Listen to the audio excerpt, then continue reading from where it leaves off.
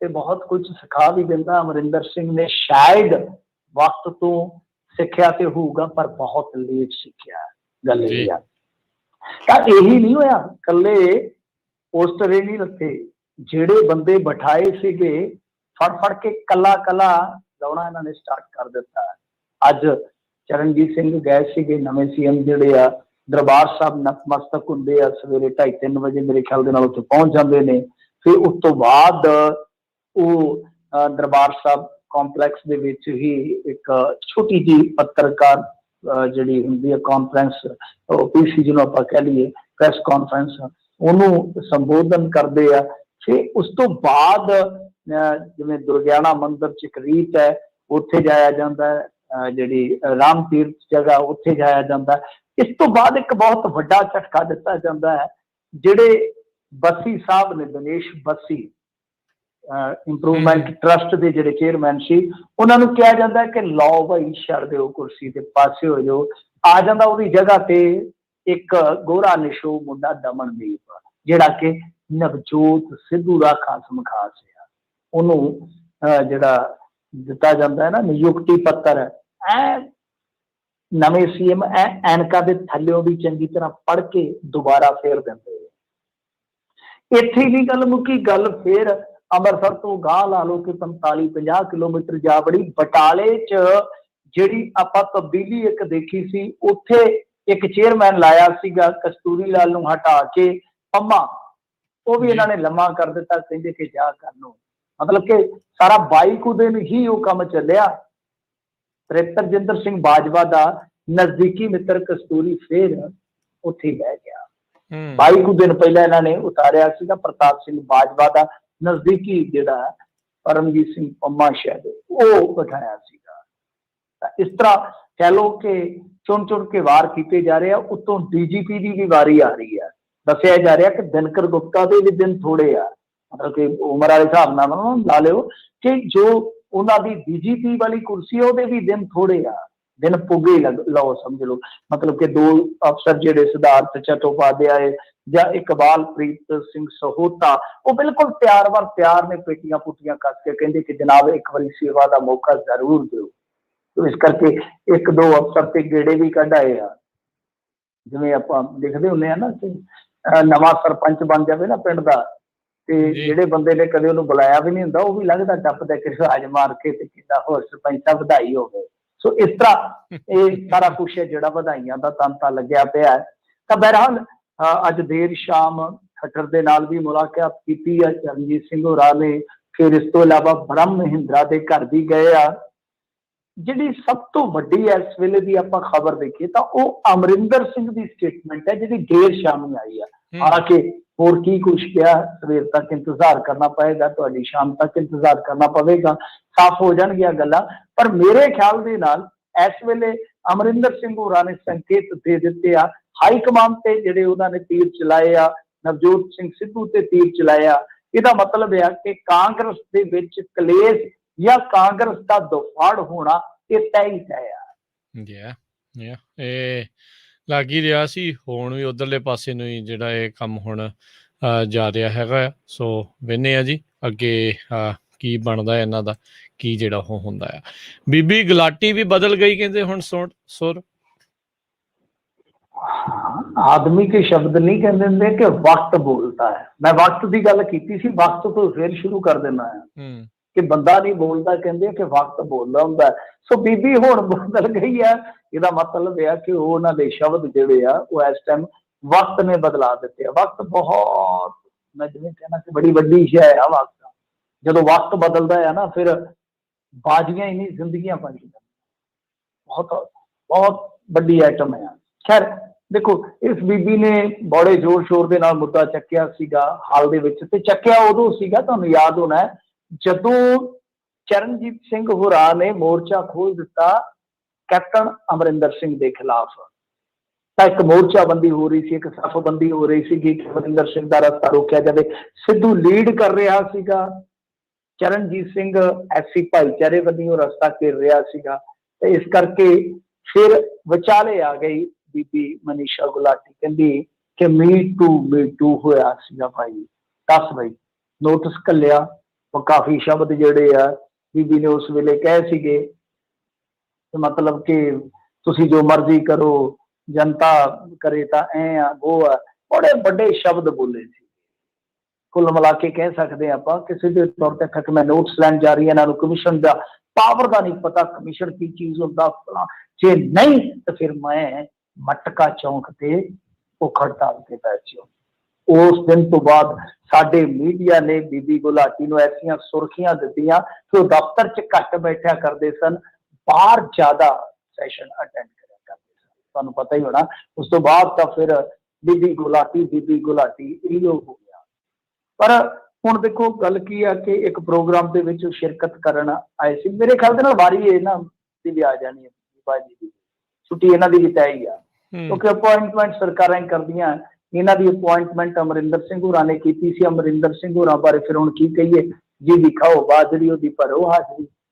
सो ਹੁਣ ਇਸ मौके ਤੇ ਜਦੋਂ ਉਹਨਾਂ ਨੂੰ ਪੁੱਛਿਆ ਗਿਆ ਕਿ ਹਾਂ ਭਾਈ ਹੁਣ ਕੀ ਖਿਆਲ ਆ, ਨਾ ਤਾਂ ਭੁੱਖ ਹੜਤਾਲ ਹੋਈ ਨਾ ਕੋਈ ਐਕਸ਼ਨ ਹੋਇਆ, ਕੀ ਕਹਿਣਾ ਚਾਹੋਗੇ? ਬੀਬਾ ਜੀ ਕਹਿੰਦੇ ਫਜ਼ੂਲ ਸਵਾਲ ਨਹੀਂ, ਨਾ ਨਾ ਨਾ ਨਾ ਫਜ਼ੂਲ ਸਵਾਲ ਦਾ ਕੁਛ मतलब जिस सवाल तो बीबी जी ਦੀਆਂ ਚੜ੍ਹਤਾਂ ਹੋਈਆਂ, मीडिया ਦੇ ਵਿੱਚ फुल सुर्खियां मिलियां, स्टोरियां मिलियां, सोशल मीडिया ते फॉलोअर मिले, व्यूज मिले, वो कहते हैं कि सवाल ही फजूल है। ताई मैं करिया इंसान नहीं बोलता, कई बार वक्त बोलता है, तो बड़ी उच्ची आवाज से बोलता है। उन्होंने कहने का मतलब है कि इस टाइम ये फजूल है। ते कमाल की गल है कि जो इत्थे पंजाब दे विच माहौल इस तरह का गरमाया होया सी, उदों कौमी महिला कमीशन चुप सी। हुण इत्थों वाला कमीशन चुप हो गया, उथों वाला कहता मीटू ते कार्रवाई करो, इन्हां दा इस्तीफा लाओ चरणजीत सिंह होरां दा। सो अजीब जिहा माहौल है साडी राजनीति दे विच। ये सारा कुछ इस तरह ही चलदा है। किसी टाइम अमरिंदर सिंह नूं सवाल किए जाते सन IT सैल वालों कि भाई अरूसा आलम कौन है, की लगदी है, वो भी कहना दसदा सी तेरा मेरा की रिश्ता, मेरा भजन मान का गाना सी। तां अज उसे अमरिंदर सिंह बारे कहा जाता है कि जमानत जब्त करा देगा सिद्धू दियां। ये बहुत बड़ा देश भक्त आ, ये बहुत कह लो कि पीड़ित इंसान आ, क्योंकि ये फौजी आ। सो सारा कुछ है ना जिहड़ा कह लो कि समय के अनुसार पैमानिਆਂ के रूप के विच बदलदा जांदा है। तो अज भी तुसीं देखो कितनी दिलचस्प परिस्थिति आ कि इत्थों वाला महिला कमीशन कहता कि फजूल सवाल आ, कौमी महिला कमीशन कहता कि नहीं इस मुद्दे ते इस्तीफा होना चाहिए। ਲੈ ਲਓ ਜੋ ਕਰਨਾ ਹੈ, ਜੋ ਵੇਖਦੇ ਆ ਵੀ ਕੀ ਬਣਦਾ ਆ। ਹੈਲੀਪੈਡ ਤੇ ਉਤਰੇ ਖਹਿਰਾ ਦੇ ਉਹਨਾਂ ਦੇ ਸਾਥੀਆਂ ਦਾ ਕੀ ਬਣੂਗਾ? ਉਹਨਾਂ ਜਿਹਦੀ ਛਾਇਆ 'ਚ ਉਤਰੇ ਸੀ ਉਹ ਤਾਂ ਉੱਡ ਗਿਆ। नहीं अज बैठा सीगा सुखपाल सिंह खैरा, मेरे ख्याल दे नाल चरणजीत सिंह होरां नूं गया बधाई देन बैठा। सब तो वड्डा ते मैं कहूँगा कि बई हिम्मत वाला बंदा हैगा जगदेव सिंह कमालू। उदण प्रैस कॉन्फ्रेंस दे विच तुसीं वेख्या होना कि कुर्सी तो किवें जिल्लत मिली, जलालत मिली, ते उस तो बाद फिर एक फोटो दे विच डिगदा ढैंदा लड्डू लैके ते नवे सीएम ते ऐ मूंह दे कोल पहुंच गया। मैं आख्या भी वाकया घालना ते इस बंदे दी है। कदे बस दे विच फस जांदा कसूता जिहा, कदे हैलीपैड ते पहुंच जांदा, कदे डिगदा ढैंदा प्रैस कॉन्फ्रेंस दे विच, कदे लड्डू लैके, पता नहीं कितना सफर तय किया होना लड्डू फड़ के।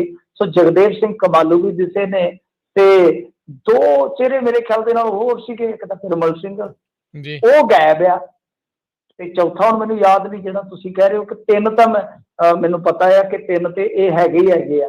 चौथा एक संधोआ साहब आ, वो अजकल आम आदमी हो गया, तुहानूं पता फिर दोबारा तो आम आदमी हो गया।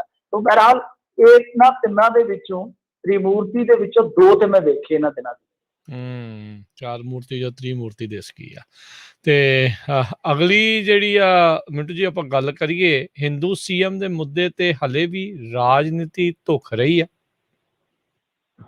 हाँ जी देखो यदि कह लीए धवाखेपण वाली वनगी जी है वो इस टाइम सब तो ज्यादा चर्चित रही HS स्कूल का भी एक चिट्ठी को लेके, क्योंकि उन्होंने अकाल तख्त साहब के जथेदार से सवाल कर दिते, क्योंकि जथेदार जी ने इस बाबत एक स्टेटमेंट दी सी कि देखो अच्छाई होनी चाहिए, हिंदू होना सिख होना वो बाद की गल है, सेकेंडरी गल है। इस बाबत उन्होंने काफी तलख कलामी की अकाल तख्त साहब के जथेदार को वर्जिया कि तुसी इस तरह ਅਕਾਲੀ ਦਲ ਦੇ ਇਨਫਲੂਐਂਸ ਹੇਠ ਸਟੇਟਮੈਂਟਾਂ ਜਾਰੀ ਨਾ ਕਰੋ। ਕੱਲ ਨੂੰ ਤੁਹਾਡੇ ਇਸ ਸਿਗਨਲ ਨੂੰ ਹਰੀ ਝੰਡੀ ਮੰਨ ਕੇ ਪਾਰਟੀਆਂ ਨੇ ਹਿੰਦੂ ਸੀਐਮ ਬਣਾਉਣਾ ਸਟਾਰਟ ਕਰ ਦਿੱਤਾ ਤੇ ਇੱਥੇ ਰੌਲਾ ਪੈ ਜਾਏਗਾ, ਗੜਬੜ ਹੋ ਜਾਏਗੀ ਸਟੇਟ ਦੇ ਵਿੱਚ ਕਿ ਭਾਈ ਸਿੱਖਾਂ ਦਾ ਹੱਕ ਮਾਰਿਆ ਜਾ ਰਿਹਾ ਤੇ ਸਿੱਖਾਂ ਦਾ ਭਾਈ ਮਤਲਬ ਕਿ ਸੀਐਮ ਹੋਣਾ ਹੀ ਚਾਹੀਦਾ। ਤਾਂ ਦੂਸਰੇ ਪਾਸੇ ਹੋ ਕੀ ਰਿਹਾ, ਵੇਖੋ ਕਿਸ ਤਰ੍ਹਾਂ ਦੀ ਰਾਜਨੀਤੀ ਕੰਮ ਕਰਦੀ ਹੈ ਜੀ। ਵੈਸੇ ਤੇ ਇਹਨਾਂ ਦੀ ਜਾਣਕਾਰੀ ਲਈ ਮੈਂ ਦੱਸਦਾ, ਬਹੁਤ ਪੜ੍ਹੇ ਲਿਖੇ ਨੇ, ਅਸੀਂ ਤੇ ਅਨਪੜ੍ਹ ਲੋਕ ਆ, ਬਹੁਤ ਥੋੜੀ ਬੁੱਧੀ ਵਾਲੇ ਇਹਨਾਂ ਦੇ ਮੁਕਾਬਲੇ ਆ। ਦੋ ਚੀਫ ਮਿਨਿਸਟਰ ਤੁਹਾਨੂੰ ਐਸੇ ਮਿਲ ਜਾਣਗੇ 70 ਤੇ 80 ਦੇ ਦਹਾਕੇ ਦੇ ਵਿੱਚ ਜੋ ਮੁਸਲਿਮ ਮਤਲਬ ਕਿ ਅਕਲੀਅਤ ਤੋਂ ਆਉਂਦੇ ਸਨ, ਘੱਟ ਗਿਣਤੀਆਂ ਤੋਂ ਆਉਂਦੇ ਸਨ ਤੇ ਉਸ ਦੌਰ ਦੇ ਵਿੱਚ ਸਟੇਟਾਂ ਦੇ ਚੀਫ ਮਿਨਿਸਟਰ ਬਣੇ ਜਦੋਂ ਕਿ ਉਹ ਬਹੁਤ ਵੱਡੀ ਮਾਈਨੋਰਟੀ ਸਨ। ਮਿਸਾਲ ਦੇ ਤੌਰ ਤੇ ਮੈਂ ਦੋ ਨਾਮ ਦਿੰਦਾ, ਅਲੀਮੁਦੀਨ ਜਿਨ੍ਹਾਂ ਦਾ ਆਪਾਂ ਜ਼ਿਕਰ ਕੀਤਾ ਸੀ ਥੋੜੇ ਦਿਨ ਪਹਿਲਾਂ ਡਰੱਗ ਰੈਕਟ ਦੇ ਮਾਮਲੇ 'ਚ, ਤਾਂ ਉਹ ਜਦ ਬਣੇ ਆ 72 ਦੇ ਵਿੱਚ ਬਣੇ ਆ, ਉਸ ਟਾਈਮ ਮਣੀਪੁਰ ਦੇ ਵਿੱਚ ਜੇ ਤੁਸੀਂ ਦੇਖੋਗੇ ਤਾਂ ਮੇਰੇ ਖਿਆਲ ਦੇ ਨਾਲ ਹਿੰਦੂਆਂ ਦੀ ਵਸੋਂ ਤਕਰੀਬਨ 59% ਸੀਗੀ, 59% ਬਣਾਇਆ ਇੱਕ ਮੁਸਲਮਾਨ ਗਿਆ। ਹੁਣ ਜੇ ਤੁਸੀਂ ਅੱਗੇ ਆ ਜਾਓਗੇ 80 ਦੇ ਦਹਾਕੇ ਦੇ ਵਿੱਚ ਪਹਿਲੀ ਮੁਸਲਿਮ ਬੀਬੀ ਜਿਹਦਾ ਨਾਮ ਸੀਗਾ ਸਈਦ ਅਨਵਾਰਾ ਤੈਮੂਰ, ਉਹ ਬਣਦੀ ਆ 80 ਦੇ ਦਹਾਕੇ ਦੇ ਵਿੱਚ ਚੀਫ ਮਿਨਿਸਟਰ, ਜਦ ਕਿ ਉਸ ਟਾਈਮ ਅਸਮ ਦੇ ਵਿੱਚ ਹਿੰਦੂ ਵਸੋਂ ਜਿਹੜੀ ਆ ਉਹ 69% ਸੀ। ਕੀ ਅਸੀਂ ਉਸ ਹਿਸਟਰੀ ਤੋਂ ਕੁਝ ਨਹੀਂ ਸਿੱਖ ਰਹੇ ਆ? ਮਤਲਬ ਕਿ ਜੇ ਲੋਕ ਚਾਹੁੰਦੇ ਆ ਕੋਈ ਪਾਰਟੀ ਬਣਾਉਂਦੀ ਆ, ਇਹ ਪਤਾ ਨਹੀਂ, ਕਿਉਂਕਿ ਦੇਖੋ ਮੈਂ ਨਹੀਂ ਵੇਖਿਆ ਪੰਜਾਬ ਦੇ ਵਿੱਚੋਂ ਕਿਸੇ ਨੇ ਇਹ ਵਿਰੋਧ ਕੀਤਾ ਹੋਵੇ ਜਾਂ ਬਾਹਰੋਂ ਕਿਸੇ NRI ਨੇ ਇਤਰਾਜ਼ ਜਤਾਇਆ ਹੋਵੇ ਕਿ ਨਹੀਂ। ਸਾਰਿਆਂ ਨੇ ਇਹੀ ਕਿਹਾ ਕਿ ਹਾਂ ਭਾਈ ਗੱਲ ਤੇ ਇਹ ਆ ਕਿ ਇਸ ਟਾਈਮ ਜੋ ਪੰਜਾਬ ਨੂੰ ਵਿਚਾਰੇ ਨੂੰ ਖੂਨ ਦੀਆਂ ਉਲਟੀਆਂ ਲੱਗੀਆਂ ਹੋਈਆਂ ਨਾ, ਪਹਿਲਾਂ ਇਹਦਾ ਇਲਾਜ ਕਰਾਓ, ਇਲਾਜ ਕਰਾਓ। ਜੋ ਇਹਨੂੰ ਮੋਹਰਾ ਦੇ ਦਿੱਤਾ ਗਿਆ ਹੈ, ਆਪਣੇ ਜਿਹੜੇ ਅਖੌਤੀ ਸਪੂਤ ਸੀ, ਪੰਜਾਬ ਪ੍ਰਗਟ ਸੀ, ਜਿਨ੍ਹਾਂ ਦੇ ਹੱਥੋਂ ਮੋਹਰਾ ਚਲਾ ਗਿਆ ਇਹਦੀਆਂ ਰਗਾਂ ਦੇ ਵਿੱਚ, ਉਹਦਾ ਇਲਾਜ ਹੋਣਾ ਚਾਹੀਦਾ। ਭਾਵੇਂ ਕੋਈ ਆ ਜਾਵੇ ਡਾਕਟਰ, ਕੋਈ ਹੋਵੇ, ਕੁਮਾਰ ਹੋਵੇ, ਸਿੰਘ ਹੋਵੇ, ਮੁਸਤਫਾ ਹੋਵੇ, ਕੋਈ ਫਰਕ ਨਹੀਂ ਪੈਂਦਾ। ਸਾਰੇ ਹੀ ਇਹੋ ਗੱਲ, ਮੈਨੂੰ ਨਹੀਂ ਲੱਗਦਾ ਕਿਸੇ ਵੀ ਵਿਚਾਰਧਾਰਾ ਵਾਲੇ ਨੇ ਇਹ ਕਿਹਾ ਹੋਏਗਾ ਕਿ ਨਾ ਭਾਈ ਹਿੰਦੂ ਚਿਹਰਾ ਨਾ ਬਣਾਓ, ਨਹੀਂ, ਕਿਸੇ ਨੇ ਨਹੀਂ ਕਿਹਾ। ਹਰ ਇੱਕ ਨੇ ਇਹ ਕਿਹਾ ਕਿ ਕਾਂਗਰਸ ਦਾ ਮਾਮਲਾ ਜਿਹੜਾ ਮਰਜ਼ੀ ਆ ਜਾਵੇ, ਭਲਾ ਕਰਨ ਵਾਲਾ। ਹੁਣ HS ਫੂਲਕਾ ਐਸਾ ਤਰਕ, ਐਸਾ ਕਿਉਂ ਸਟੇਟਮੈਂਟ ਦੇ ਰਿਹਾ? ਸਮਝ ਤੋਂ ਪਰੇ ਦੀ ਗੱਲ ਆ, ਸਮਝ ਤੋਂ ਪਰੇ ਦੀ ਗੱਲ ਆ। ਕਿਉਂਕਿ ਜੇ ਆਪਾਂ ਦੇਖੀਏ ਤਾਂ ਕਿਸੇ ਥਾਂ ਤੇ ਜਾ ਕੇ, ਕਿਸੇ ਪੜਾਅ ਤੇ ਜਾ ਕੇ ਦੂਜੇ ਭਾਈਚਾਰੇ ਨੂੰ ਨੁਮਾਇੰਦਗੀ ਮਿਲਣੀ ਚਾਹੀਦੀ। ਮੇਰਾ ਮੰਨਣਾ ਚੇਂਜ ਦੇ ਨਾਲ ਇੱਕ ਕੰਪੀਟੀਸ਼ਨ ਵੀ ਰਹਿੰਦਾ, ਉਹ ਵੀ ਬਣਿਆ ਰਹਿੰਦਾ, ਨੁਮਾਇੰਦਗੀ ਵੀ ਮਿਲਣੀ ਚਾਹੀਦੀ ਹੈ, ਚਾਹੇ ਕੋਈ ਵੀ ਭਾਈਚਾਰਾ ਹੈ। ਖੈਰ, ਤਾਂ ਦੂਸਰੇ ਪਾਸੇ ਦੇਖੋ ਰਾਜਨੀਤੀ ਕਿਸ ਤਰ੍ਹਾਂ ਕੰਮ ਕਰਦੀ ਹੈ। ਮੈਂ ਤੁਹਾਨੂੰ ਇੱਕ ਮਿਸਾਲ ਦਿੰਦਾ ਕਿ ਜਿੱਦਾਂ ਮੈਂ ਤੁਹਾਨੂੰ ਦੱਸਿਆ, ਕਿਸੇ NRI ਨੇ ਜਾਂ ਕਿਸੇ ਵੀ ਵਿਚਾਰਧਾਰਾ, ਚਾਹੇ ਖੱਬੇ ਪੱਖੀ ਹੋਵੇ ਚਾਹੇ ਸੱਜੇ ਪੱਖੀ ਹੋਵੇ, ਕਿਸੇ ਨੇ ਇਹਨਾਂ ਦੇ ਮਾਮਲੇ ਦੇ ਵਿੱਚ ਕੋਈ ਕੱਟੜਪੁਣਾ ਨਹੀਂ ਦਿਖਾਇਆ। ਤਾਂ ਦੂਜੇ ਪਾਸੇ ਹੋ ਕੀ ਰਿਹਾ ਕਿ ਸੁਨੀਲ ਜਾਖੜ ਦੀ ਮੁਖਾਲਫਤ ਕੀਤੀ ਬੀਬੀ ਅੰਬਿਕਾ ਸੋਨੀ ਨੇ ਜਾਂ ਕੁਝ ਹੋਰ ਉਹਨਾਂ ਦੇ ਆਪਣੇ ਹਿੰਦੂ ਭਾਈਚਾਰੇ ਦੇ ਲੋਕਾਂ ਨੇ। ਇੱਥੇ ਹੋਇਆ ਕੀ ਆ? ਇੰਟਰਸਟਿੰਗ ਚੀਜ਼ ਦੱਸ ਰਿਹਾ ਤੁਹਾਨੂੰ, ਫੈਕਟ ਦੱਸ ਰਿਹਾ। ਕੁਝ ਹਿੰਦੂ ਜਥੇਬੰਦੀਆਂ ਦੇ ਲੀਡਰ, ਤੁਹਾਨੂੰ ਪਤਾ ਹੀ ਹੈ, ਸੋ ਕਾਲਡ ਜਿਹੜੇ ਬਣੇ ਹੁੰਦੇ ਬਹੁਤ ਵੱਡੇ ਦੇਸ਼ ਭਗਤ, ਉਹਨਾਂ ਦੀ ਜਿਹੜੀ ਸਿਕਿਉਰਿਟੀ ਆ ਉਹ ਕੁਝ ਦੇ ਵਿੱਚ ਕਟੌਤੀ ਕੀਤੀ ਗਈ ਆ, ਕੁਝ ਦੇ ਵਿੱਚ ਏਦਾਂ ਹੋਇਆ ਕਿ ਸਾਰੇ ਦੇ ਸਾਰੇ ਗਨਮੈਨ ਵਾਪਸ ਲੈ ਲਏ ਗਏ ਆ। ਹੁਣ ਉਹ ਵੀ ਇਸ ਚੀਜ਼ ਨੂੰ ਇਸੇ ਚੀਜ਼ ਨਾਲ ਜੋੜ ਰਹੇ ਆ। ਦੇਖੋ RSS ਤੇ ਭਾਜਪਾ ਦਾ ਪਲਾਨ ਕੀ ਸੀਗਾ ਕਿ ਅਸੀਂ SC ਭਾਈਚਾਰੇ ਨੂੰ CM ਦੀ ਕੁਰਸੀ ਦੇਵਾਂਗੇ ਜੇ ਸਾਡੀ ਸਰਕਾਰ ਹੋਂਦ ਦੇ ਵਿੱਚ ਆਉਂਦੀ ਹੈ। ਤਾਂ ਉਹ ਸੱਜਣ ਜਿਹੜੇ ਹਿੰਦੂਵਾਦੀ ਨੇ ਉਹ ਕਹਿੰਦੇ ਆ ਕਿ ਦੇਖੋ ਨਹੀਂ, ਗੱਲ ਇਹ ਆ ਕਿ ਅਸੀਂ ਮੰਗ ਚੁੱਕੀ ਸੀਗੀ ਕਿ ਇੱਥੇ ਸਿੱਖ CM ਨਹੀਂ ਹੋਣਾ ਚਾਹੀਦਾ, ਹਿੰਦੂ ਭਾਈਚਾਰੇ ਤੋਂ ਹੋਣਾ ਚਾਹੀਦਾ, ਤੇ ਵੈਂਡੇਟਾ ਇਸ ਤਰ੍ਹਾਂ ਹੋਇਆ ਕਿ ਸਾਡੇ ਗਨਮੈਨ ਪੁੱਠੇ ਲੈ ਲਏ ਗਏ। ਮਤਲਬ ਕਿ HS ਫੂਲਕਾ ਦੀ ਚਿੱਠੀ ਨੂੰ ਤੇ ਉਹਨਾਂ ਨੂੰ, ਦੋਨੇ ਵੱਖੋ ਵੱਖਰੇ ਧੁਰਿਆਂ ਤੇ ਜਿਹੜੇ ਖਲੋਤੇ ਆ, ਇਹਨਾਂ ਦੋਨਾਂ ਨੂੰ ਵੇਖੋ ਕਿ ਕਿਸ ਤਰ੍ਹਾਂ ਮਤਲਬ ਕਿ ਮੌਕੇ ਦੀ ਰਾਜਨੀਤੀ ਹੋ ਰਹੀ ਹੈ। ਕਿ ਇੱਕ ਤਾਂ ਉਹ ਧਿਰ ਆ ਜਿਹੜੀ ਕੱਟੜ ਵਿਚਾਰਾਂ ਦੀ ਹੁੰਦੀ ਹੋਈ ਵੀ ਇਹ ਕਹਿੰਦੀ ਆ ਕਿ ਹਾਂਜੀ ਅਸੀਂ SC ਭਾਈਚਾਰੇ ਨੂੰ ਨੁਮਾਇੰਦਗੀ ਦੇਵਾਂਗੇ। ਭਾਜਪਾ ਉਹਨਾਂ ਦੀ ਰਾਜਨੀਤਿਕ ਸ਼ਾਖ ਹੈ ਜਿਹੜੀ ਉਹ ਇਸ ਗੱਲ ਤੇ ਮੋਹਰ ਲਾਉਂਦੀ ਆ।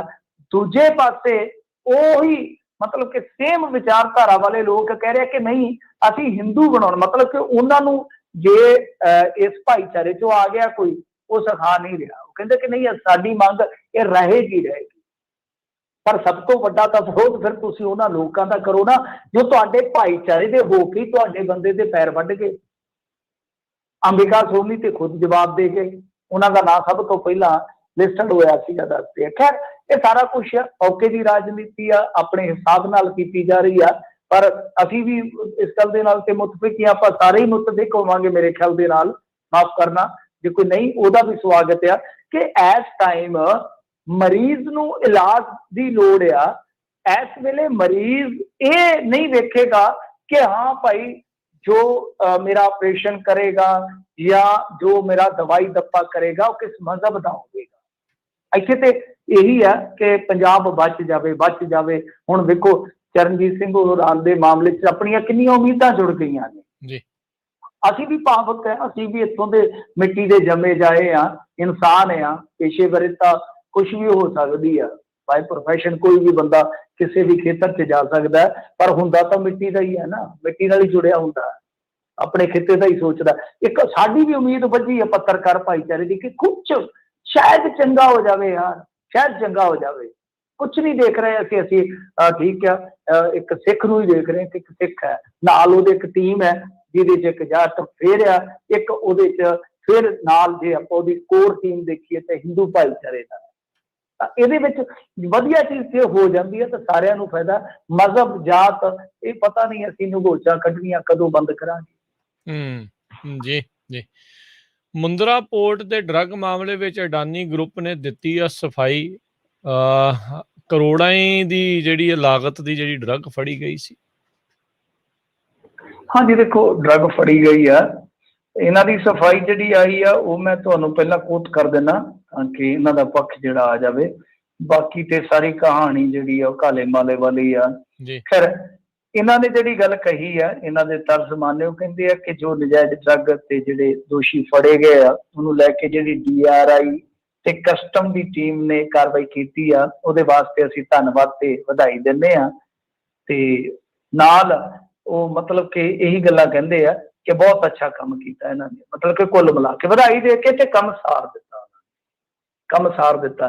ਖੈਰ ਇਹ ਇਹਨਾਂ ਦਾ ਪੱਖ ਕਹਿ ਲਓ, ਜੋ ਮਰਜ਼ੀ ਕਹਿ ਲਓ, ਇਹ ਜਿਹੜਾ ਬਿਆਨ ਆ ਇਹਨਾਂ ਨੇ ਕਿਹਾ ਕਿ ਦੇਸ਼ ਭਰ ਦੇ ਵਿੱਚ ਕੰਟੇਨਰ ਦੀ ਪੋਰਟ ਦੇ ਆਪਰੇਟਰ ਜਾਂਚ ਨਹੀਂ ਕਰ ਸਕਦੇ, ਪੋਰਟ ਨੂੰ ਚਲਾਉਣ ਦੇ ਵਿੱਚ ਉਹਨਾਂ ਦੀ ਭੂਮਿਕਾ ਸੀਮਤ ਆ। ਮਤਲਬ ਉਹ ਕਹਿ ਰਹੇ ਆ ਕਿ ਦੇਸ਼ ਭਰ ਦੇ ਵਿੱਚ ਕੰਟੇਨਰ ਦੀ ਪੋਰਟ ਦੇ ਆਪਰੇਟਰ ਜਾਂਚ ਨਹੀਂ ਕਰ ਸਕਦੇ, ਪੋਰਟ ਨੂੰ ਚਲਾਉਣ ਦੇ ਵਿੱਚ ਉਹਨਾਂ ਦੀ ਭੂਮਿਕਾ ਸੀਮਤ ਆ। ਮੰਨ ਲਿਆ, ਠੀਕ ਹੈ ਭਾਈ ਤੁਹਾਡੀ ਭੂਮਿਕਾ ਸੀਮਤ ਆ, ਪਰ ਭੂਮਿਕਾ ਤਾਂ ਦੇਖੋ ਬਹੁਤ ਦੂਰ ਤੱਕ ਜਾਂਦੀ ਆ। ਜੇ ਇਸ ਗੱਲ ਨੂੰ ਤੁਸੀਂ ਜੋੜੋਗੇ ਤਾਂ ਬੜੀਆਂ ਪਰਤਾਂ ਖੁੱਲਦੀਆਂ। ਇਸ ਟਾਈਮ ਜੋ ਮਤਲਬ ਕਿ ਪੰਜਾਬ ਦੇ ਵਿੱਚ ਡਰੱਗ ਜ਼ਿਆਦਾ ਆ ਰਿਹਾ ਉਹ ਵਾਇਆ ਦਿੱਲੀ, ਤੇ ਜੇ ਪਿੱਛੇ ਜਾਓਗੇ ਤਾਂ ਵਾਇਆ ਗੁਜਰਾਤ ਆ ਰਿਹਾ, ਤੇ ਜੇ ਉਦੋਂ ਵੀ ਪਿੱਛੇ ਜਾਓਗੇ ਉਹ ਈਰਾਨ, ਅਫਗਾਨਿਸਤਾਨ, ਪਾਕਿਸਤਾਨ ਇਸ ਸਾਰੇ ਰੂਟ ਤੋਂ ਹੀ ਆ ਰਿਹਾ ਹੈ। ਬਹੁਤ ਵੱਡੀ ਕੰਸਾਈਨਮੈਂਟ ਜਿਹੜੀ ਆ ਉਹ ਇੱਥੋਂ ਲੰਘੀ ਆ ਪਹਿਲਾਂ, ਕਿਉਂਕਿ ਜਿਹੜੇ ਫਰਮ ਨੂੰ ਫੜਿਆ ਇਹਨਾਂ ਨੇ। ਹੁਣ ਇਹਦੀ ਵੀ ਕਹਾਣੀ ਮੈਂ ਤੁਹਾਨੂੰ ਥੋੜੀ ਜਿਹੀ ਦੱਸ ਦਿੰਦਾ, ਵੈਸੇ ਮੈਂ ਦੱਸ ਚੁੱਕਾ ਕਈ ਵਾਰ, ਕਈ ਮੰਚਾਂ ਤੇ ਦੱਸ ਵੀ ਚੁੱਕਾ ਕਿ ਇਹਦੀਆਂ ਜੇ ਤੁਸੀਂ ਤਾਰਾਂ ਜੋੜਨੀਆਂ ਹੋਣਗੀਆਂ ਨਾ, ਕਿ ਦਿੱਲੀ ਪੁਲਿਸ ਨੇ 354 ਕਿਲੋਗ੍ਰਾਮ ਹੈਰੋਇਨ ਫੜੀ ਸੀਗੀ ਪਿਛਲੇ ਸਾਲ ਜੁਲਾਈ ਦੇ ਵਿੱਚ, ਮੇਰੇ ਖਿਆਲ ਦੇ ਨਾਲ 354 ਕਿਲੋ ਇਸੇ ਤਰ੍ਹਾਂ ਹੀ ਨਿਕਲ ਕੇ ਆ ਰਹੀ ਸੀਗੀ ਵਾਇਆ ਗੁਜਰਾਤ ਦਿੱਲੀ ਪੁਲਿਸ ਨੇ ਫੜ ਲਈ। ਉਹਦੇ ਚ 2 ਹਰਿਆਣੇ ਦੇ ਬੰਦੇ ਸੀ, ਇੱਕ ਮੇਰੇ ਖਿਆਲ ਦੇ ਨਾਲ ਆਪਣੇ ਪੰਜਾਬੀ ਮੂਲ ਦਾ ਸੀ, ਪਰ ਉਹ ਵਸਨੀਕ ਇਸ ਟਾਈਮ ਜਿਹਨੂੰ ਆਪਾਂ ਕਹਿੰਦੇ ਹਾਲਬਾਦ, ਉਹ ਦਿੱਲੀ ਦਾ ਸੀਗਾ। ਤਾਂ ਫਿਰ ਇਸ ਤੋਂ ਇਲਾਵਾ ਜੇ ਮਈ ਦੇ ਵਿੱਚ ਤੁਸੀਂ ਜਾਓਗੇ ਉਦੋਂ ਵੀ ਇਹਨਾਂ ਨੇ ਇੱਕ ਕੰਸਾਈਨਮੈਂਟ ਫੜੀ ਆ 25 ਕਿਲੋ ਦੀ ਦਿੱਲੀ ਪੁਲਿਸ ਨੇ, ਉਹ ਵੀ ਇਸੇ ਰੂਟ ਤੇ ਇਸੇ ਹੀ ਤਰ੍ਹਾਂ ਦੇ ਬੰਦਿਆਂ ਨੇ ਲਿਆਂਦੀ। ਫਿਰ ਜੇ ਤੁਸੀਂ ਪੰਜਾਬ ਚ ਆ ਜਾਓਗੇ ਤੁਹਾਨੂੰ ਯਾਦ ਹੋਣਾ ਅੰਮ੍ਰਿਤਸਰ ਦੇ ਵਿੱਚ ਇੱਕ ਬਹੁਤ ਵੱਡੀ ਖੇਪ ਫੜੀ ਜਾਂਦੀ ਹੈ ਕੋਠੀ ਦੇ ਵਿੱਚੋਂ 194 ਕਿਲੋ, ਉਹ ਵੀ ਇਸੇ ਰੂਟ ਥਾਣੀ ਆਈ ਆ। ਫਿਰ ਤੁਹਾਨੂੰ ਯਾਦ ਹੋਣਾ ਚੋਲੇ ਸਾਹਿਬ ਤੋਂ ਇੱਕ ਬੰਦਾ ਅਰੈਸਟ ਕੀਤਾ ਸੀ, ਸ਼ਾਇਦ ਉਹਦਾ ਨਾਮ ਪ੍ਰਭਦੀਪ ਸਿੰਘ ਸੀ, ਫਰਟੀਲਾਈਜ਼ਰ ਦਾ ਕੰਮ ਕਰਦਾ ਸੀਗਾ। ਉਹਦੀ ਵੀ ਮਣਾ ਮੂੰਹ ਦੀ ਰਿਕਵਰੀ ਦੱਸਦੇ ਸੀਗੇ ਕਿ ਇਹਨੇ ਵੀ ਮਣਾ ਮੂੰਹ ਹੀ ਡਰੱਗ ਜਿਹੜੀ ਆ ਖਪਤ ਕਰ ਦਿੱਤੀ ਆ। ਰਿਕਵਰੀ ਹੁਣ ਮੈਨੂੰ ਯਾਦ ਨਹੀਂ ਕਿੰਨੇ ਦੀ ਆ।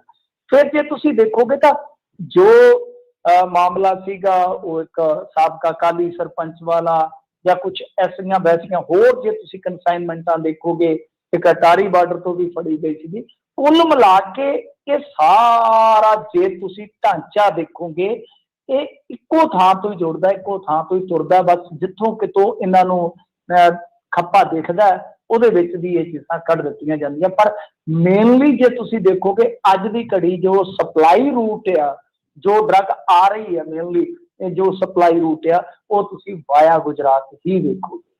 ਔਰ ਇਹਦੀ ਇੱਕ ਮੈਂ ਤੁਹਾਨੂੰ ਸਬੂਤ ਦੇ ਰੂਪ ਦੇ ਵਿੱਚ ਵੰਨਗੀ ਦੱਸ ਦਿੰਦਾ, ਕਿਸੇ ਨੂੰ ਕੋਈ ਚਪਾਉਲਾ ਰਹੇ ਨਾ।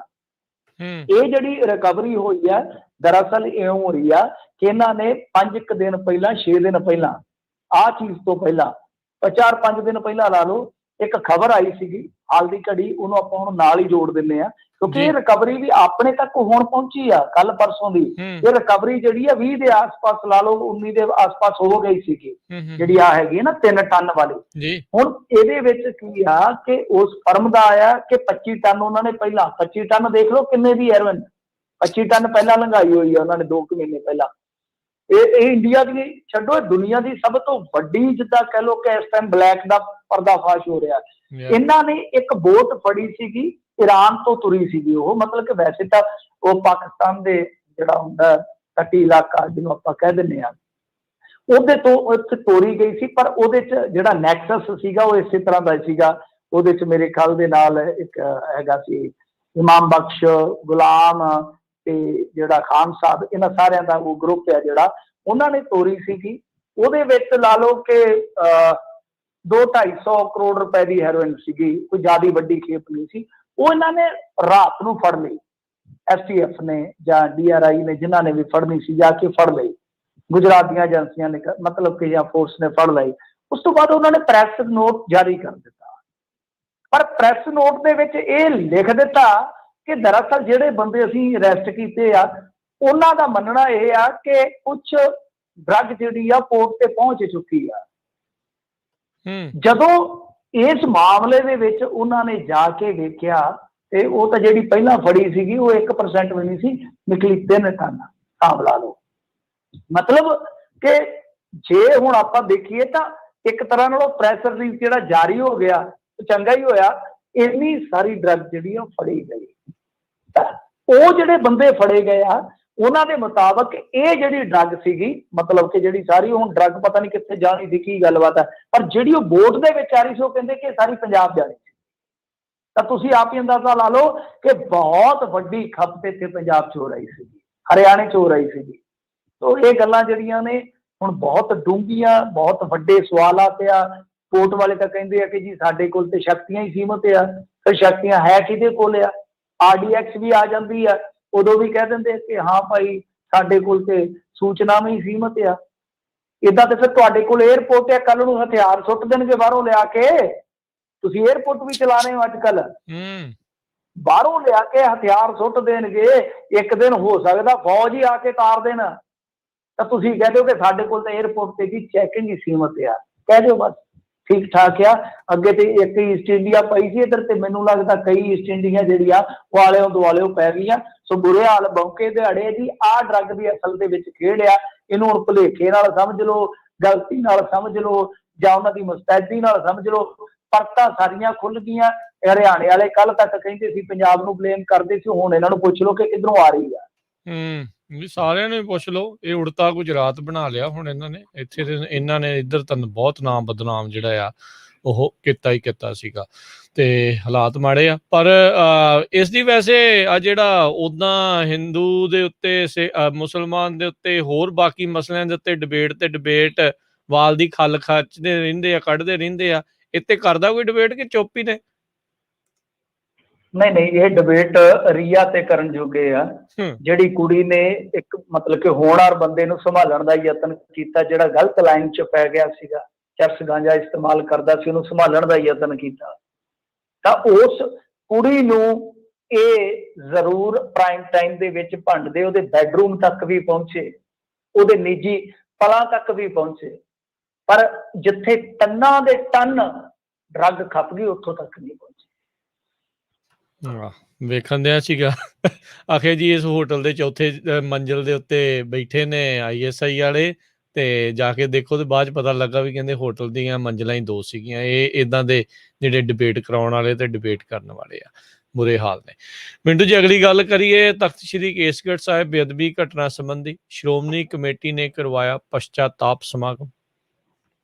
ਹਾਂਜੀ, ਪਛਤਾਪ ਸਮਾਗਮ ਇਹਨਾਂ ਨੇ ਕਰਾਇਆ ਵਾ ਤੇ ਇਹਦੇ ਵਿੱਚ ਹੁਣ ਜਿਹੜੀ ਵੱਡੀ ਗੱਲ ਨਿਕਲ ਕੇ ਆ ਰਹੀ ਆ ਕਿ ਇਹਨਾਂ ਨੇ ਜਿਹੜੇ ਹੈਡ ਗ੍ਰੰਥੀ ਉੱਥੋਂ ਦੇ ਔਰ ਮੈਨੇਜਰ ਦਾ ਤਬਾਦਲਾ ਕਰ ਦਿੱਤਾ। ਇਸ ਤੋਂ ਇਲਾਵਾ ਬੀਬੀ ਜਗੀਰ ਕੌਰ ਨੇ ਮੰਗ ਕੀਤੀ ਆ ਕਿ ਜਿਹੜਾ ਮੁਲਜ਼ਮ ਆ ਇਸ ਘਟਨਾ ਦਾ ਤਾਂ ਉਹਦੀ ਬ੍ਰੇਨ ਮੈਪਿੰਗ ਕਰਵਾਈ ਜਾਵੇ, ਕਿਉਂਕਿ ਪੁਲਿਸ ਨੇ ਦੇਖੋ ਇਸ ਮਾਮਲੇ ਦੇ ਵਿੱਚ ਵੀ ਕਹਿ ਦਿੱਤਾ ਆ ਕਿ ਇਹ ਜਿਹੜਾ ਦੋਸ਼ੀ ਆ ਇਹ ਅਸਲ ਦੇ ਵਿੱਚ ਅਪਸੈਟ ਆ, ਮਾਨਸਿਕ ਤੌਰ ਤੇ ਠੀਕ ਨਹੀਂ ਹੈ। ਇਸ ਮਾਮਲੇ ਦੇ ਵਿੱਚ ਵੀ ਇਹੀ ਗੱਲ ਕਹੀ ਗਈ ਆ। ਜੋ ਟ੍ਰਾਂਜੈਕਸ਼ਨਾਂ ਹੋਈਆਂ ਨੇ ਬਾਹਰੋਂ US ਦੇ ਵਿੱਚੋਂ, ਉਹ ਇਹ ਕਿਹਾ ਗਿਆ ਕਿ ਇਹਦਾ ਭਰਾ ਤੇ ਇਹਦਾ ਬਾਪ ਹੈ ਜਿਹੜਾ US ਦੇ ਵਿੱਚ ਆ ਤੇ ਕੰਮ ਕੁਮੇ ਕੋਈ ਕਰਦਾ ਨਹੀਂ, ਘਰ ਦੇ ਖਰਚੇ ਵਾਸਤੇ ਉਹ ਪੈਸੇ ਘੱਲਦੇ ਸੀ, ਹੋਰ ਕਿਸੇ ਨੇ ਪੈਸੇ ਨਹੀਂ ਘੱਲੇ।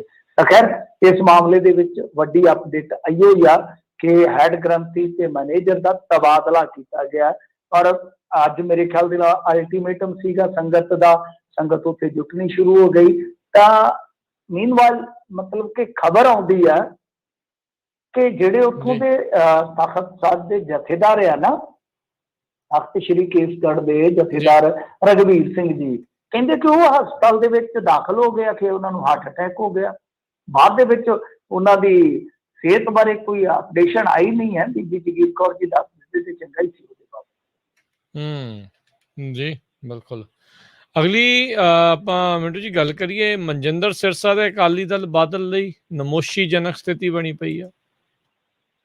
ਹਾਂਜੀ, ਦੇਖੋ ਉਹਨਾਂ ਨੇ ਜਿਸ ਤਰੀਕੇ ਦੇ ਨਾਲ ਟੈਸਟ ਫੇਲ ਕੀਤਾ ਹੈ ਨਾ, ਤੇ ਹੁੰਦਾ ਹੀ ਆ ਕਈ ਵਾਰ ਜਿਹੜੇ ਟੌਪਰ ਹੁੰਦੇ ਆ ਮਤਲਬ ਕਿ ਕਈ ਵਾਰ ਉਹਨਾਂ ਦੇ ਭੈਣ ਭਰਾ ਉਸੇ ਸਕੂਲ 'ਚ ਪੜ੍ਹਦੇ ਆ, ਉਹਨਾਂ ਨੂੰ ਸ਼ਰਮਿੰਦਾ ਕਰ ਦਿੰਦੇ ਆ। ਹੁੰਦਾ ਹੀ ਆ, ਮੇਰੇ ਵਰਗੇ ਜਿਹੜੇ ਉਹਨਾਂ ਦੇ ਭੈਣ ਭਰਾ ਹੁੰਦੇ ਆ ਉਹ ਨਿਲ ਵੱਡਾ ਸਨਾਟਾ ਹੀ ਨਿਕਲਦੇ ਆ। ਖੈਰ ਦੇਖੋ ਇਹਦੇ 'ਚ ਜਿਹੜਾ ਸਿਸਟਮ ਹੈ ਉਹਨਾਂ ਦਾ, ਜਿਹਦੇ ਤੇ ਆਪਾਂ ਕਈ ਵਾਰ ਗੱਲ ਕੀਤੀ ਆ, ਤੇ ਉਹਦੇ 'ਚ ਗੁਰਮੁਖੀ ਦਾ ਟੈਸਟ ਕਲੀਅਰ ਕਰਨਾ ਜ਼ਰੂਰੀ ਹੁੰਦਾ ਹੈ। ਫੇਲ ਕਰ ਗਏ ਆ ਤੇ ਇਹਦੇ 'ਚ ਹੁਣ ਦੇਖੋ ਕੀ ਕਿਹਾ ਜਾ ਸਕਦਾ। ਮੇਰਾ ਤਾਂ ਬੇਸਿਕ ਸਵਾਲ, ਬਹੁਤ ਮੈਂ ਗੱਲਾਂ ਕਰ ਸਕਦਾ ਮਨਜਿੰਦਰ ਸਿੰਘ ਸਿਰਸਾ ਹੋਰਾਂ ਬਾਰੇ, ਪਰ ਗੱਲਾਂ ਕਰਕੇ ਕੀ ਲਵਾਂਗੇ। ਸਭ ਤੋਂ ਵੱਡਾ ਤਾਂ ਸਵਾਲ ਇਹ ਉੱਠਦਾ ਹੈ ਕਿ ਜਿਸ ਬੰਦੇ ਨੂੰ ਪੰਜਾਬੀ ਲਿਖਣੀ ਨਾ ਆਉਂਦੀ ਹੋਵੇ, ਪੜ੍ਹਨੀ ਨਾ ਆਉਂਦੀ ਹੋਵੇ, ਤੇ ਇੰਨਾ ਚਿਰ ਚਲੋ ਗੁਰਦੁਆਰਾ ਦਾ ਪ੍ਰਬੰਧ ਸਾਂਭਦਾ, ਉਹਨੇ ਤੋਂ ਸਿੱਖੀ ਨਾ ਗਈ ਹੋਵੇ, ਇਹ ਇੱਕ ਵੱਖਰਾ ਇਸ਼ੂ ਹੈ। ਔਰ ਕਮਾਲ ਦੀ ਗੱਲ ਹੈ ਕਿ ਇਹਨਾਂ ਦੇ ਲੇਖ ਛਪਦੇ ਰਹੇ ਅਖਬਾਰਾਂ ਦੇ ਵਿੱਚ ਮਨਜਿੰਦਰ ਸਿੰਘ ਸਿਰਸਾ ਦੇ ਬਕਾਇਦਾ। ਇਹਦਾ ਮਤਲਬ ਹੈ ਕਿ ਮਨਜਿੰਦਰ ਸਿੰਘ ਸਿਰਸਾ ਲੇਖ ਕਿਸੇ ਤੋਂ ਲਿਖਾ ਕੇ ਆਪਣੇ ਨਾਮ ਤੇ ਛਪਾਉਂਦਾ ਰਿਹਾ, ਜਿਹੜਾ ਕਿ ਇੱਕ ਹੋਰ ਫਰਾਡ ਹੈ। ਤੇ ਛਾਪਣ ਵਾਲੇ ਵੀ ਉਦਾਂ ਦੇ, ਉਹਨਾਂ ਨੇ ਕਿਹੜਾ ਪੁੱਛਿਆ ਕਿੱਥੋਂ ਆਇਆ ਆ, ਕਿੰਨੇ ਲਿਖਿਆ ਉਹਨਾਂ ਨੇ? ਨਹੀਂ ਦੇਖੋ ਉਹ ਤਾਂ ਹੁਣ ਆਪਾਂ ਭੇਜ ਦੇਵਾਂਗੇ, ਮੰਨ ਲਓ ਮੈਂ ਆਪ ਵੀ ਈਮੇਲ ਤੋਂ ਭੇਜ ਦੇਵਾਂ, ਮੈਂ ਆਪਦਾ ਆਰਟੀਕਲ ਕੋਈ ਟਾਈਪ ਕਰਾਇਆ ਕਿਸੇ ਤੋਂ ਤੇ ਮੇਲ ਤੇ ਆਪ ਦੀ ਤੇ ਭੇਜ ਦੇਵਾਂ, ਤਾਂ ਉਹ ਤਾਂ ਮੇਰੀ ਮੌਲਿਕ ਰਚਨਾ ਵੱਜਣੀ ਹੈ ਨਾ, ਮੇਰੇ ਹੇਠ ਹੀ ਹੋਣਾ ਹੈ। ਜੇ ਕੋਈ ਉੱਠ ਕੇ ਕੱਲ ਨੂੰ ਕਹੇ ਕਿ ਹਾਂ ਭਾਈ ਕਾਪੀਰਾਈਟ ਮੇਰਾ ਕਿ ਮੈਂ ਲਿਖਿਆ ਸੀ, ਉਹ ਤਾਂ ਵੱਖਰੀ ਗੱਲ ਹੈ। ਪਰ ਹੋ ਸਕਦਾ ਇਹਨਾਂ ਨੇ ਤੇ ਕੋਈ ਆਪਦਾ ਮੁਲਾਜ਼ਮ ਜਿਹੜਾ ਉੱਥੇ ਰੱਖਿਆ ਹੋਵੇ ਕਿ ਟਾਈਪ ਕਰਕੇ ਤੂੰ ਭੇਜ ਜਾ ਕਰ ਮੇਰਾ ਨਾਂ ਲਿਖ ਕੇ ਮੇਰੀ ਈਮੇਲ ਤੋਂ। ਜੀ ਦੇਖ ਲਓ ਕਿੱਦਾਂ ਦੇ ਇਹ ਲੋਕਾਂ ਨੂੰ ਭਰਮਾਉਂਦੇ ਰਹੇ ਆ। ਮਿੰਟੂ ਜੀ, ਹਰ ਕਰੋਨਾ ਮ੍ਰਿਤਕ ਦੇ ਪਰਿਵਾਰ ਵਾਲਿਆਂ ਨੂੰ 50,000 ਦੇਵੇਗੀ ਕੇਂਦਰ ਦੀ ਸਰਕਾਰ, SC ਨੇ ਦਿੱਤਾ ਜਵਾਬ। ਹਾਂਜੀ ਦੇਖੋ, ਮੇਰੇ ਖਿਆਲ ਦੇ ਨਾਲ ਇਹਦੇ 'ਚ ਕੀ ਸੀਗਾ ਕਿ ਇਹ ਮਸਲਾ ਜਿਹੜਾ ਸੁਪਰੀਮ ਕੋਰਟ 'ਚ ਗਿਆ ਸੀਗਾ, ਉਹ ਇਸ ਕਰਕੇ ਗਿਆ ਸੀਗਾ ਕਿ ਇੱਕ ਕਾਨੂੰਨ ਹੈ ਜਿਹੜਾ ਸਾਡਾ ਇੱਥੇ ਦਾ, ਜਿਵੇਂ NDRF ਹੁੰਦੀ ਹੈ, ਕੌਮੀ ਆਫਤ ਪ੍ਰਬੰਧਨ ਅਥਾਰਟੀ, ਤਾਂ ਉਹਦੇ ਵੱਲੋਂ ਇੱਕ ਜਿਹੜਾ ਕਾਨੂੰਨ ਆ ਉਹ ਸਾਰਾ ਜਿਹੜਾ ਉਹਦੇ 'ਚ ਕੋਸ਼ ਬਣਦਾ, ਪੈਸਾ ਇਕੱਠਾ ਹੁੰਦਾ, ਪੈਸਾ ਵਰਤਿਆ ਜਾਂਦਾ ਕੁਦਰਤੀ ਵਿਪਤਾਵਾਂ ਵਾਸਤੇ, ਕਿਉਂਕਿ ਇਹਦੇ 'ਚ ਉਹ ਜਿਹੜਾ ਐਕਟ ਲਾਗੂ ਹੋ ਜਾਂਦਾ, ਉਸ ਐਕਟ ਦੀ ਧਾਰਾ ਦੇ ਵਿੱਚ ਪ੍ਰਬੰਧ ਹੈ 4 ਲੱਖ ਰੁਪਏ ਦੇਣ ਦਾ। ਤਾਂ ਉਹ ਕੀ ਹੈ ਕਿ ਲਾਗੂ ਕੀਤਾ ਗਿਆ ਤੇ ਉਸੇ ਧਾਰਾ ਨੂੰ ਫਿਰ ਜਾ ਕੇ ਉੱਥੇ ਜਾ ਕੇ ਸੁਪਰੀਮ ਕੋਰਟ 'ਚ ਰੱਖਿਆ ਗਿਆ ਕਿ ਭਾਈ ਇਸ ਧਾਰਾ ਦੇ ਮੁਤਾਬਕ ਜਿਹੜਾ ਵੀ ਇਸ ਵਿਪਤਾ ਦਾ, ਕਿਉਂਕਿ ਤੁਸੀਂ ਕਹਿ ਦਿੱਤਾ ਕਿ ਇੱਕ ਵਿਪਤਾ, ਇਹਨੂੰ ਮੰਨੋ ਹੁਣ ਕੁਦਰਤੀ ਵਿਪਤਾ, ਤੇ 4 ਲੱਖ ਰੁਪਇਆ ਹਰੇਕ ਬੰਦੇ ਨੂੰ ਦਿਓ। ਹੁਣ ਇਹਨਾਂ ਨੇ ਕਿਹਾ ਕਿ ਦੇਖੋ ਅਸੀਂ 50,000 ਰੁਪਇਆ ਦੇਵਾਂਗੇ, ਨਹੀਂ ਤਾਂ ਬਹੁਤ ਵੱਡੀ ਰਕਮ ਬਣ ਜਾਏਗੀ। ਬਹੁਤ ਵੱਡੀ ਰਕਮ ਬਣ ਜਾਏਗੀ। ਇੰਨੇ ਤਾਂ ਨਹੀਂ ਦਿੱਤੇ ਜਾਣੇ, ਸੋ 50,000 ਰੁਪਇਆ ਦੇਵਾਂਗੇ। ਪਰ ਉਹਦੇ 'ਚ ਵੀ ਬੜੀ ਵੱਡੀ ਗੱਲ ਹੈ ਕਿ ਇੱਕ ਤਾਂ SDRF ਰਾਹੀਂ ਦੇਣਗੇ, ਜੋ ਮਤਲਬ ਕਿ ਸਟੇਟ ਡਿਜ਼ਾਸਟਰ ਰਿਲੀਫ ਫੰਡ ਹੁੰਦਾ ਨਾ ਰਾਜਾਂ ਦਾ, ਜੀ ਤਾਂ ਉਹਨਾਂ ਦੇ ਵਿੱਚੋਂ ਦੇਣਗੇ। ਮਤਲਬ ਕਿ ਜਿਹੜੀਆਂ ਸਟੇਟਾਂ ਜਿਨ੍ਹਾਂ ਦੇ ਕੋਲੇ ਪੈਸਾ ਪਿਆ ਹੋਏਗਾ SDRF ਦਾ, ਉਹਦੇ ਚੋਂ ਕੱਢ ਕੇ ਦਊਗਾ। ਦੂਜੀ ਵੱਡੀ ਸਮੱਸਿਆ ਮੇਰੇ ਖਿਆਲ ਦੇ ਨਾਲ ਡੈਥ ਸਰਟੀਫਿਕੇਟ ਨੂੰ ਲੈ ਕੇ ਆਏਗੀ। ਕਈਆਂ ਦੇ ਡੈਥ ਸਰਟੀਫਿਕੇਟ ਜਿਹੜੇ ਆ ਉਹ ਨਹੀਂ ਬਣੇ, ਕਈਆਂ ਦੇ ਨਿਯਮ ਹੋਣਾ ਜਿਹੜੇ ਬਦਲ ਗਏ ਆ, ਉਹਦੇ ਵਿੱਚ ਵੀ ਫਸ ਜਾਣੇ ਆ। ਸੋ ਕੁੱਲ ਮਿਲਾ ਕੇ ਜਦੋਂ ਆਮ ਘਰਾਂ ਨੂੰ, ਛੋਟੇ ਘਰਾਂ ਨੂੰ, ਅਨਪੜ੍ਹਾਂ ਨੂੰ ਪਤਾ ਲੱਗੇਗਾ ਤਾਂ ਉਹਦੇ ਵਿੱਚ ਕਾਫੀ ਕਨਫਿਊਜ਼ਨ ਹੋਏਗੀ। ਕਈਆਂ ਨੂੰ ਉਸ ਵੇਲੇ ਆਪਾਂ ਦੇਖਿਆ ਹੀ ਹੈ ਨਾ ਕਿ ਜੋ ਘਰਾਂ 'ਚ ਮਰ ਗਏ ਵਿਚਾਰੇ ਕਰੋਨਾ ਪੀੜਤ, ਕਿ ਉਹਨਾਂ ਨੂੰ ਮੁਆਵਜ਼ਾ ਮਿਲੇਗਾ ਜਾਂ ਜੋ ਇਹਨਾਂ ਨੇ ਨਿਯਮ ਬਦਲੇ ਉਹਦੇ ਮੁਤਾਬਕ ਸਾਰਿਆਂ ਨੂੰ ਸਰਟੀਫਿਕੇਟ ਜਿਹੜੇ ਆ ਬਿਨਾਂ ਰਿਸ਼ਵਤਖੋਰੀ ਤੋਂ ਮਿਲ ਜਾਣਗੇ। ਬਹੁਤ ਵੱਡੇ ਸਵਾਲ ਹੈ, ਪਰ ਬਹਰਹਾਲ 50,000 ਰੁਪਏ ਦੇਣ ਦਾ ਇਹਨਾਂ ਨੇ ਐਲਾਨ ਜ਼ਰੂਰ ਕਰ ਦਿੱਤਾ, ਸੁਪਰੀਮ ਕੋਰਟ 'ਚ ਮੰਨ ਲਿਆ। ਜੀ ਜੀ। ਤੇ ਮਿੰਟੂ ਜੀ ਬਹੁਤ ਸ਼ੁਕਰੀਆ, ਮਿਹਰਬਾਨੀ ਜੀ। ਮਿਲਦੇ ਹਾਂ ਜੀ ਕੱਲ ਨੂੰ ਫਿਰ। ਧੰਨਵਾਦ, ਸਤਿ ਸ਼੍ਰੀ ਅਕਾਲ ਜੀ। ਸਤਿ ਸ੍ਰੀ ਅਕਾਲ ਜੀ। ਤੇ ਇੱਥੇ ਹੀ ਸਮਾਪਤੀ ਹੈ ਜੀ। ਮਿਲਦੇ ਹਾਂ ਅਗਲੀ ਵਾਰ, ਤੱਕ ਲਈ ਮੇਰੇ ਵੱਲੋਂ ਤੁਹਾਨੂੰ ਸਭ ਨੂੰ ਪਿਆਰ ਭਰੀ ਸਤਿ ਸ਼੍ਰੀ ਅਕਾਲ। ਸੁਣਦੇ ਰਹੋ ਪੰਜਾਬੀ ਰੇਡੀਓ USA।